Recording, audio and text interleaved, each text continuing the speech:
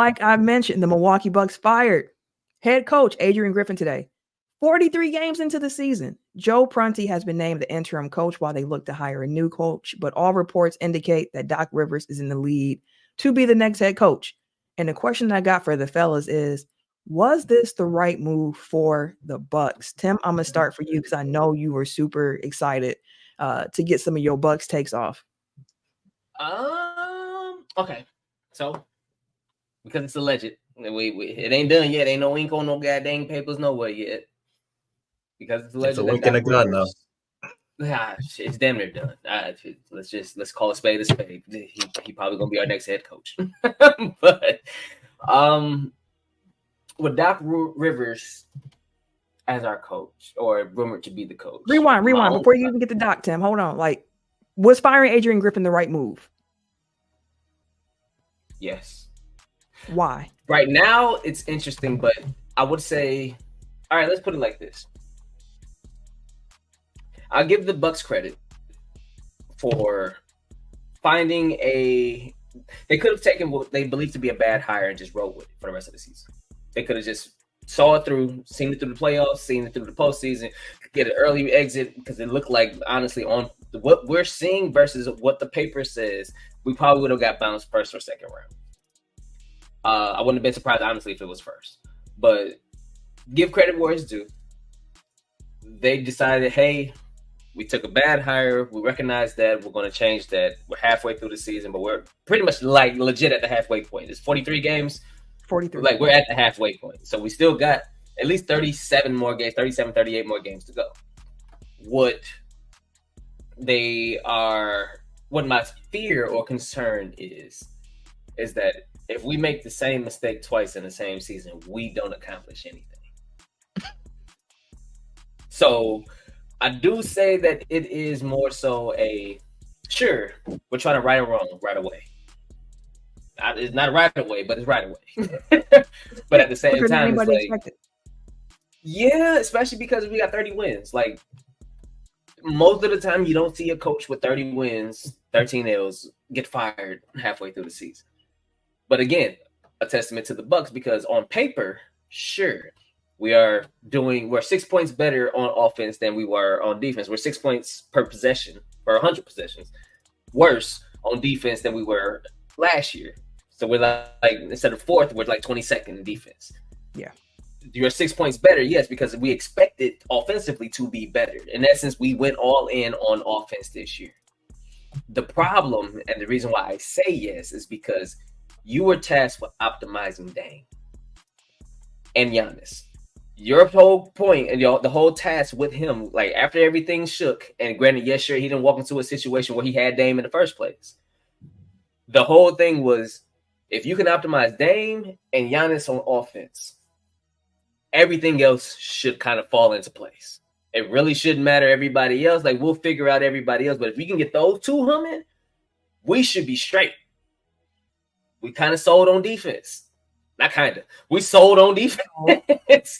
So your whole thing, even coming into it, I'm not really going to change much of what Bud did. I'm just going to tweak it. You changed what Bud did. And you tweaked it to the point we can't defend shit. We can't defend the three. We can't defend the paint. We can't defend floaters. We can't defend layups. We can't defend nothing. Pick your poison. At least with Bud, I know. At least with Bud, we picked our poison. We're going to not let you do shit on the interior. You're going to have to beat us by 3. We can't pick no poison. Everything we eat is just going to fuck us up. Whoever it is, it's just bad. Offensively, then, your goal is to make sure that we have continuity, make sure that we have chemistry, make sure that we are at least humming on offense on a regular basis, consistently. We had games where we like, oh my God, this is what we could be. But not one point in time during this season did we consistently be that team. Not one point in time during the season did we consistently get a Dame at optimal performance. Sure, he comes into the season with, I'm trying to work my way into my game shape during the season. But my guy, damn near, I think his effective field goal percentage is like 20, he's 22nd or 26th in the league. He's down there with Russell Westbrook. Dang. And Katz is wrote Westbrook off. Like now we're saying Dame is damn near in the same category, effective, like with his effective field goal percentage as Russ. That doesn't work. Giannis, sure, he ain't the best at short pick and rolls. Dame operates a little bit better with the ball, more so in his hands. But we've seen that they've been fighting on the court and probably behind the scenes because we've seen Dame wide open. Giannis standing next to him. He'd rather pull the three than give it to Dame. What the fuck? Things like dysfunction like that is part of the reason why he is gone. Things where it should be, okay, if we're going to say fuck the defense, let's just make sure we are that juggernaut on offense. But here's the thing that's crazy about that, Tim. Adrian Griffin has never been the type of dude to come out and actually say F that defense. He's preached nothing but defense, and the team has not been able to execute. That's why that face. They haven't been good at it.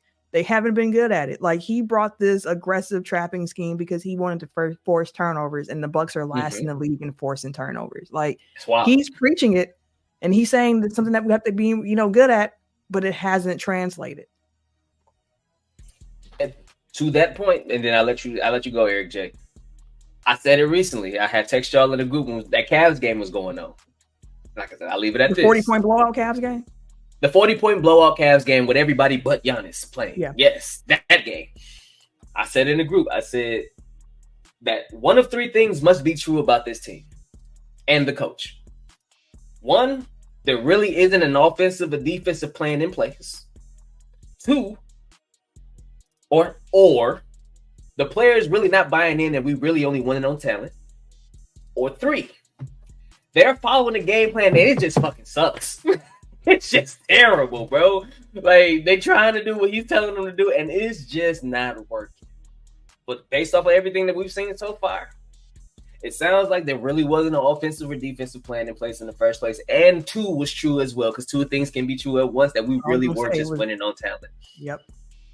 Both of those things were definitely true. Eric, I know you in particular, I've been waiting to hear your thoughts on this because early on you brought up, I believe it's the Phoenix Suns comp, when they fired their coach pretty early on into the season. And you were saying at some point, sometimes it's better to just realize you were wrong and get up off of it and try to veer and find something else to do. But you were also of the same mind saying, like, but at this point, it's only a week or two into the season. Like, it's too early for us to know yet. Well, now we're halfway through and he's gone. And I've been waiting to hear how you are feeling about this situation.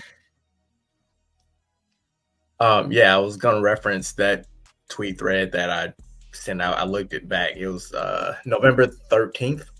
So I think it was about a month into the season. And I won't rehash it because I said it on the podcast too. But yeah, like when the Suns hired Terry Porter, they recognized pretty early on, like, this isn't what we thought we hired.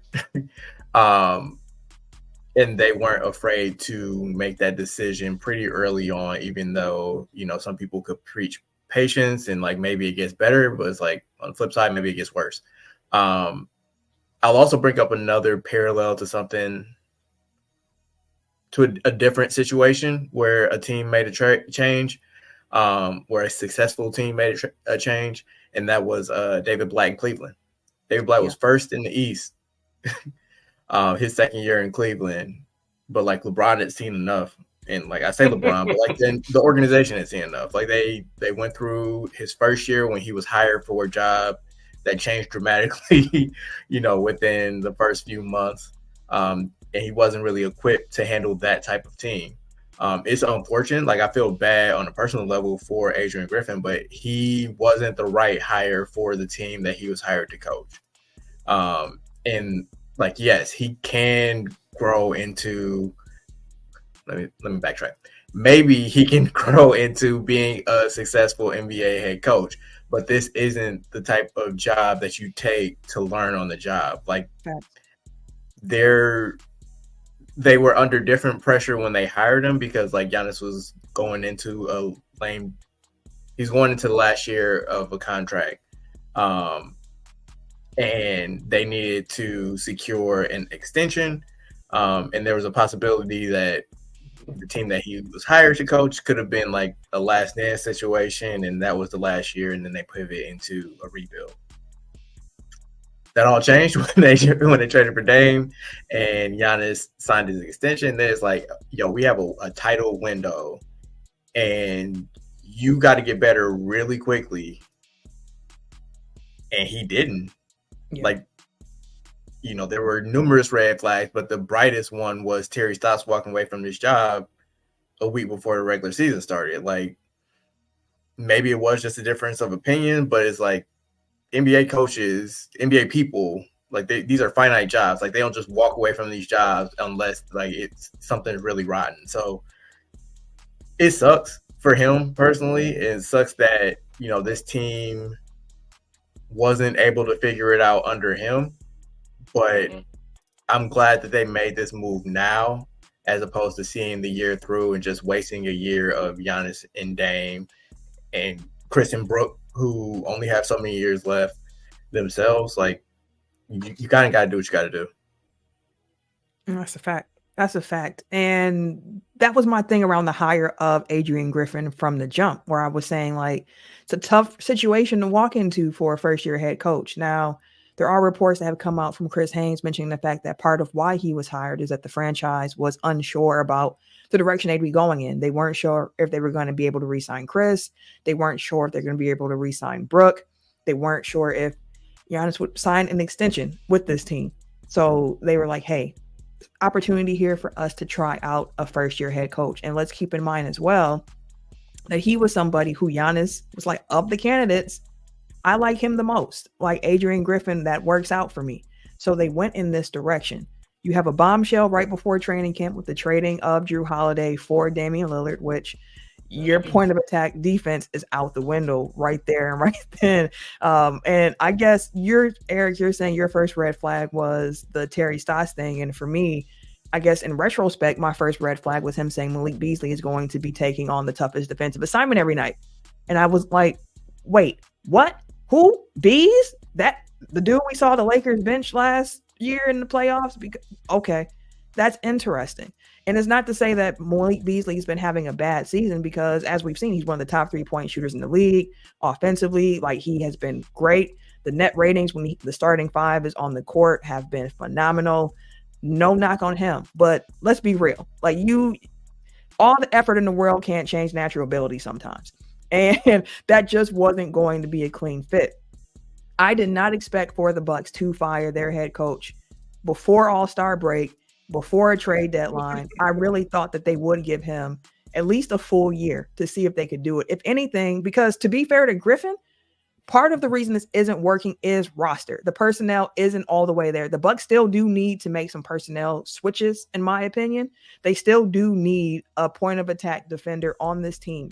Switch the coach if you want to, but you also need to up that personnel to fit a little bit better around them. And I do think you can have a head coach come in, better utilize what Dame and Giannis do offensively, so on and so forth.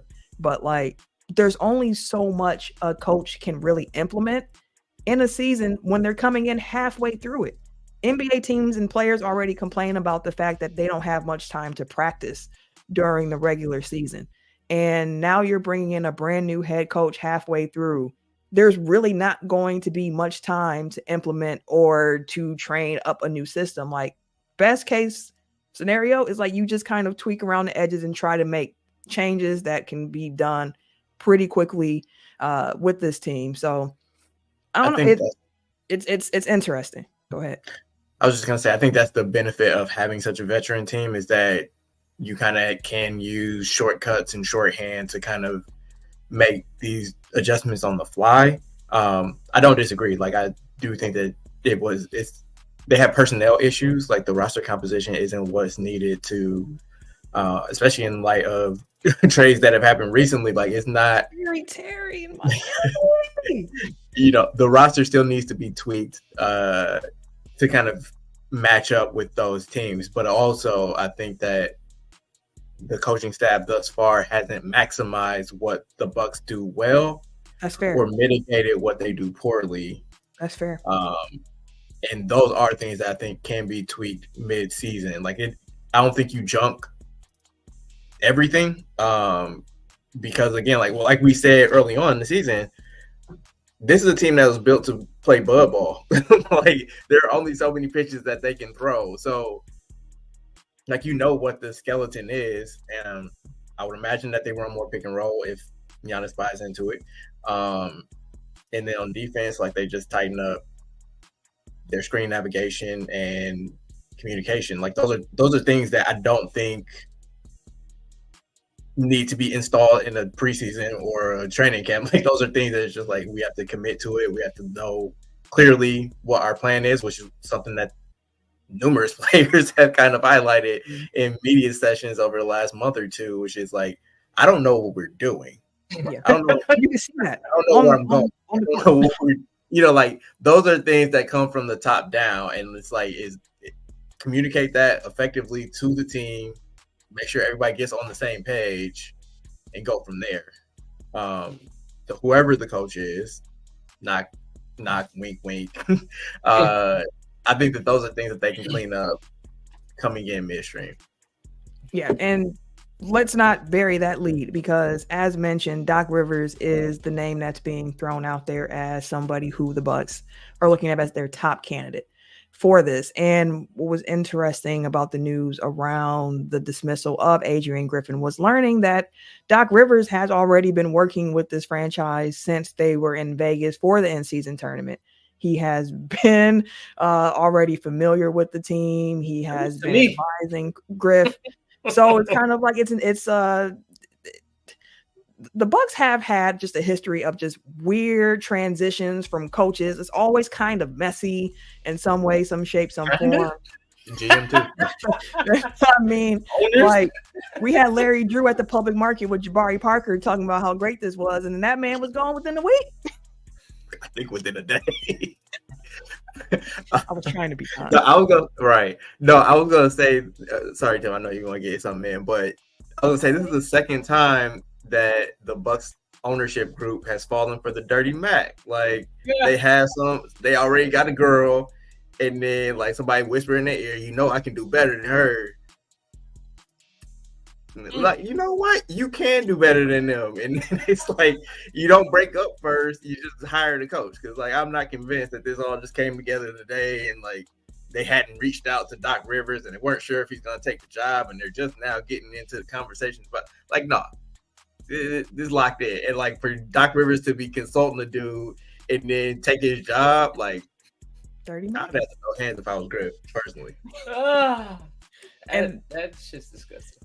Tim, before I throw to you, KG had a quick comment that you saw in the Chris Haynes article saying that Jeff Van Gundy and Nate McMillan names are in the coaching picture as well. The Athletic reported that if things didn't work out with Doc Rivers, another name to keep in mind or keep an eye on for the Bucks is Kenny Atkinson. So, Tim, I know you've had some other thoughts you want to talk about in regards to Doc Rivers coming in and all of the other coaching of who might fill this role now.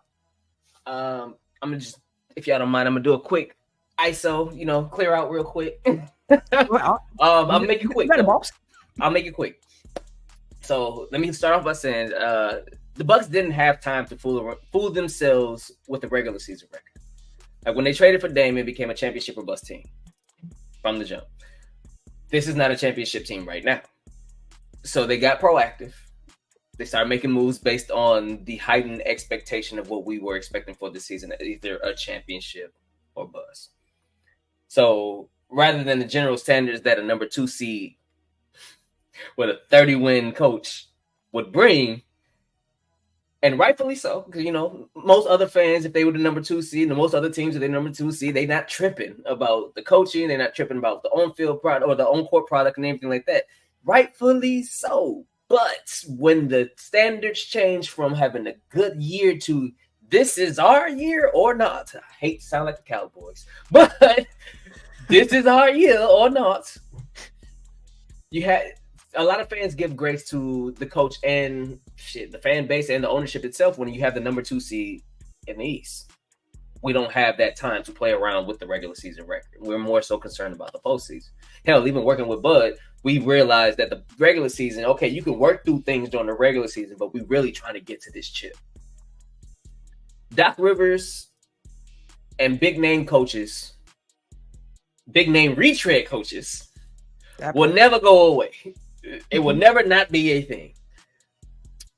And maybe all the Bucks need is someone who's good at managing superstars. But Rivers isn't exactly a creative offensive mind, which we all would agree that's really what we need right now. Because at the end of the day, we don't have the personnel for the defense. We don't have the personnel for top 5, top 10 in the league in defense like that, unless they truly buy into being two-way players on both ends. And these are a bunch of more so offensive-minded players than defensive-minded players. So you need someone who's going to come in and not just be good at getting offensive opportunities or creating a good offense for us. You damn near have to be perfect. You damn near have to perfect it, because we're giving up so much on the defensive end, and that has everything to do with the GM and the front office, not necessarily the coach. But the GM and the personnel that we have, you have to damn near lean all the way into the offensive side to make it as efficient as possible. So I'll put it like this. We bet on the fact that the trade-off for the Bucks was simple on this one. Lillard's offense has to be worth more than Holiday's defense, because Holiday's offense is still better than Dame's defense. Does that make sense? No, I hear what you're saying. I mean, they always say the saying is good offense always beats good defense. That is the saying. But it's at the point where if our trade-off was supposed to be, okay, we're going to get Dame, which is going to be so much better on offense that we're willing to give up Drew's defense. Well, in essence, they call it a wash. Drew's defense is elite. Dame's offense is elite. But we feel like Dame's offense will offset what Drew's defense is lacking. But the problem with that is Drew's defense is so elite, and his offense is still way better than Dame's actual defense. You have to lean all the way into that. You said what, Eric? Oh, I was just saying, I don't think it's necessarily 1-to-1. Like, I think that Drew can be the greatest defender that ever lived, and like Dame can just be a great offensive player, and his offense is still worth more than Dame's defense or Drew's defense.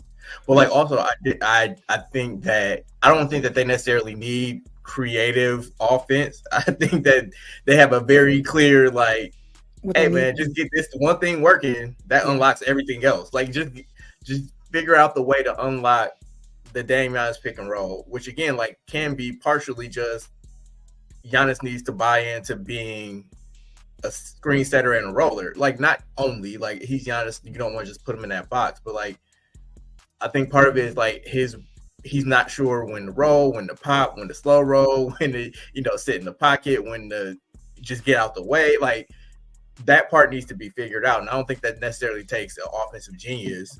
I think it just takes somebody to be like, hey, you go do this. Mm-hmm. When he does this, you do this. When you do this, he does this. Like, they need to figure out that synergy. Like, there's a disconnect there, and we've seen it pretty much the entire season. In spite of that, they still have the number 2 offense in the league. So, like, correct. Again, you don't have to be perfect to be better than everybody else. Yeah. And like the defense, I think the expectation was that, yes, there will be a hit, but they had the foundation there from years prior. They have 2 of the best interior defenders in the league. Like, it should only fall far. You said what? That's it. That's it. Because when you employ a Dame and a Malik Beasley backcourt, you're not asking to play defense.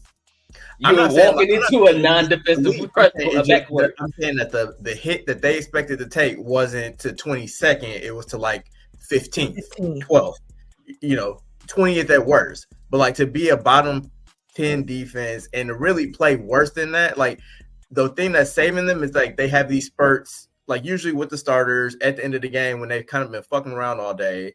And then they're like, all right, we can turn on defense for a couple minutes. And then they like blow people out in crunch time. And it's like, they have a baseline there that is shown, like, when they're engaged, they're at least competent, borderline, like decent. Yeah. The thing is, like, they don't have that throughout the course of the game. So, like, again, like, the failure wasn't that he wasn't. Let me rephrase this. The failure was that he didn't meet expectations, and they didn't think that there was a pathway to him meeting those expectations because he had lost the team. Yep. I mean, to be fair, if you think about our bench, you think about our starters, you think about our bench.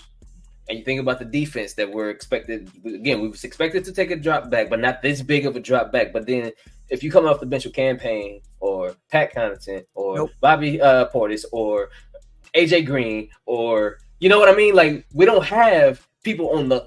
We have Giannis, Brooke, Chris has done lost a step, so it's like you don't have 3 on offense with the starters. You don't have none really on defense except for Jay Crowder and Ajax.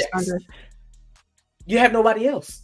But here's literally here's the thing with that, and we can kind of wrap up the Griff talk and move on. The Bucks are designed, they're a top heavy team, right? So they're designed for the starters to carry the load.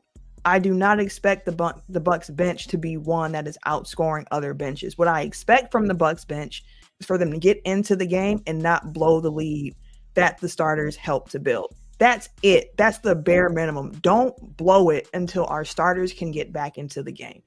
And the Bucks bench has not been able to do that at this point. So that's part of the problem. And again, I do think there's some personnel things they still need to address before the trade deadline. Interesting with Horst trying to pull that off and them signing a new head coach. So there's a lot of moving parts for this team right now. But my uncle Michael said something that was really interesting to me like last week. And he was like, I think the Bucks are the Philadelphia Eagles, where, yeah, you got a good record right now, but the way you got there, like, it didn't look good. And as time went on, the crack started to show, and then it broke. And you saw them get put out of the postseason very early. And he was like, if they keep Griffin, I think they're going to end up being like the NBA version of the Philadelphia Eagles. It's really great that the Bucks have a 30-13 record at this point in the season, given the fact that the defense has been so disjointed. And offensively, they've just been relying on their talent because, as they've mentioned, they haven't been schemed well on either side of the ball. And they have also played a very easy schedule up to this point. The Bucks have one of the toughest schedules to end the season. So I'm glad they were able to build up, their record in the standings, but there is some monster games coming up for them to end the season. So they have to be ready for this. And Griff is gone, like we mentioned. Griff is out of the door because the Bucks have been underwhelming with their play. Yes, they have the record, but if you look at the process, it doesn't align. Like the process doesn't look like a good process to get the results you want. So the Bucks are pivoting off of that, saying, hey, I know we have results right now, but how we're getting to them is not sustainable. We need to do something. So that's where we are at this point in time. The reports are going to keep coming in, and players were like, they mentioned they were going to be patient, but we're halfway through the season. And as you can see, they're not getting any better at this point. So like something had to shake. I just didn't think I think the Bucks were going to actually pull the trigger. Like I just didn't think they were going to do it. I thought they would have a little bit more patience, but they have clearly said like, nope, we're with everybody on this team and we're trying to get to a championship as quickly as we possibly can. So a day here in Milwaukee around those Bucks. A day. Real quick to Jeff's point, he said it earlier. Giannis also didn't want to play with Nick Nurse, but look how much better Philly is with Nick Nurse now. Like, look how much better they're playing. Look how much better they look. Period. Like, but man, you also point to it. It's about fit. Like he fits what Joel Embiid probably wants from a coach. He doesn't fit what Giannis necessarily wants from a coach. And like you're not gonna get the same level of buy-in from a Giannis that didn't want that guy as his coach as you do from Embiid, who was more in line with it. Like personalities matter in these situations. Shit, sometimes you gotta work with a motherfucker and realize that you might be alright. You might not like him at first, but you might be alright. I know, but like I said, like if you're pessimistic going in, like you never give him a chance to be all right. So like never gave him a fair shake. So that is what it is. And Jeff said that the Bucks don't make this move if they don't have a coach lined up. They got Dirty Mac. Dirty Mackin. Boy, I hate that shit. I ain't gonna hold you. We was watching some trash TV show. I'm like, bro, Dirty Mackin his way all the way to the end. And guess what? We got the reunion. Them motherfuckers won together. He Dirty Mackin his way into it. I hope that's not the case with the Bucks, but damn, Dirty Mackin usually don't pan out because once you're done talking shit about me, what do you offer? Hey, listen, even if it's a quick working out with a quick championship, I'm good with that. I don't have to work out too much. Like, give me another ring. I'm good. But Yeah, that was some surprising news. When the Woj bomb went off and I saw the Milwaukee Bucks, I thought it was going to be a trade announcement, and instead, it was news about the head coach being fired.